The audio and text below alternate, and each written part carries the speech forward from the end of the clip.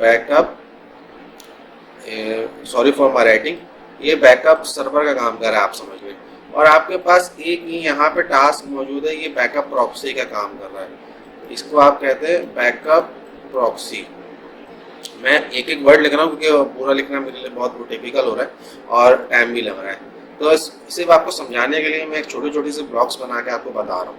अच्छा, यहाँ पे आप अंदाज़ा लगा लेंगे आपका बैकअप प्रॉक्सी का हो गया और ये आपका बैकअप सर्वर का हो गया।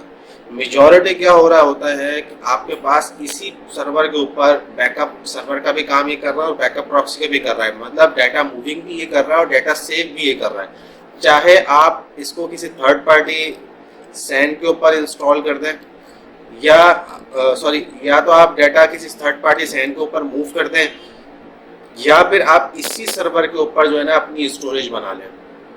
ये डिपेंड करता है आपकी नीड के ऊपर। या तो आप यहाँ पे इसके थ्रू यहाँ पे लाके सेव कर दें डाटा को, या सर्वर से डाटा उठाएं, वर्चुअल मशीन्स का डाटा उठाएं और उसको यहाँ पे लाके डायरेक्ट सेव कर लें अपने पास बैकअप सर्वर पर। ये आपकी अपनी चॉइस है, आप किस तरीके से करते हैं।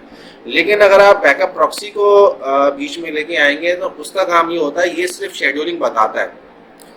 ये जो सर्वर है ये सिर्फ अपने पास जॉब्स क्रिएट करता है, शेड्यूलिंग बनाता है, ये सब चीज़ें ये करता है, बट जो टास्क फिर इसने डाटा मूविंग का परफॉर्म करना होता है ये बैकअप प्रॉक्सी को ट्रांसफर करता है। और बैकअप प्रॉक्सी क्या करती है, अपने पास से डाटा मूव करती है। यहाँ से ये इस VM के साथ कनेक्टेड होगी और इस VM से कनेक्टेड होने के बाद ये डाटा मूव करवाएगी यहाँ से लेके और फिर यहाँ पे सैन पे। इस तरीके से जो है वो डाटा मूव हो रहा होता है बड़े इन्वायरमेंट्स के अंदर जहाँ पे ट्रैफिक बहुत ज़्यादा होता है। अब ज़रूरी नहीं है कि आपके पास एक ही बैकअप प्रॉक्सी मौजूद होगी तो वो आपका काम करेगी। आप मल्टीपल प्रॉक्सीज भी बना सकते हैं डिपेंडिंग ऑन योर रिक्वायरमेंट। उसके हिसाब से आपने चीज़ों को मैनेज करना होता है। आपको ये पता होना चाहिए कि यार ये जो मेरा सर्वर है ये यहाँ पे बहुत बिजी रहता है एक बैकअप के लिए, तो हम इसको मजीद बैकअप्स के लिए प्रॉक्सीज क्रिएट कर सकते हैं। प्रॉक्सी बनाई ही इसलिए जाती है कि हमारा जो ये बैकअप सर्वर है, इस बैकअप सर्वर का लोड कम हो और ये जो लोड है वो डिवाइड हो जाए प्रॉक्सीज के ऊपर। आप यहाँ मल्टीपल प्रॉक्सीज भी बना सकते हैं।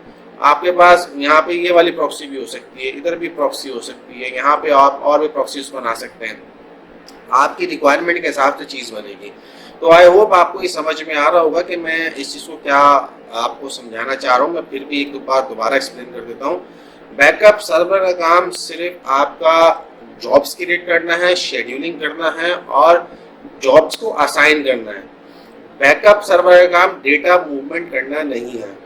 डेटा मूव करना बैकअप प्रॉक्सीज का काम है।